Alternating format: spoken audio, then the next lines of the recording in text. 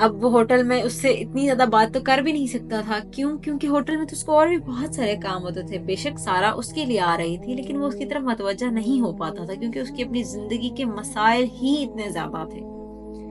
ایک دن سارا احمد کے پاس آئی اور کہا مجھے تم سے کوئی بات کرنی ہے. کیا تمہارے پاس تھوڑا سا وقت ہوگا؟ احمد کو تھوڑا عجیب محسوس ہوا. وہ متعجب ہوا لیکن اس نے سارا سے پوچھا کیا بات ہے؟ سارا نے کہا میں جانتی ہوں کہ تم بہت محنت کرتے ہو اور تمہاری زندگی کے حالات بہت مشکل ہیں. میں غریب گھرانے سے تعلق رکھتا ہوں. احمد نے کوئی جواب نہیں دیا، بس خاموش رہا. سارا نے پھر کہا تمہیں زندگی میں بہت کچھ ملے گا اور تمہیں اپنی محنت کا پھل ضرور ملے گا. میں تمہیں ایک موقع دینا چاہتی ہوں. احمد حیران رہ گیا.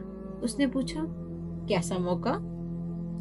سارا نے اس سے کہا میں تمہیں ایک کاروباری موقع دینا چاہتی ہوں جس سے تم اپنے خاندان کے حالات بدل سکتے ہو. احمد نے فوراً کہا لیکن مجھے پیسوں کی ضرورت نہیں. میری زندگی گزارنے کا طریقہ یہ ہے کہ میں محنت کرتا ہوں اور جو ملتا ہے اس پر گزارا کرتا ہوں. سارا مسکراتے ہوئے کہنے لگی احمد تمہیں زندگی میں کچھ مختلف کرنا پڑے گا. اس کے بعد سارا نے احمد کو ایک ایسی بڑی رقم کی پیشکش کی جو اس کی زندگی بدل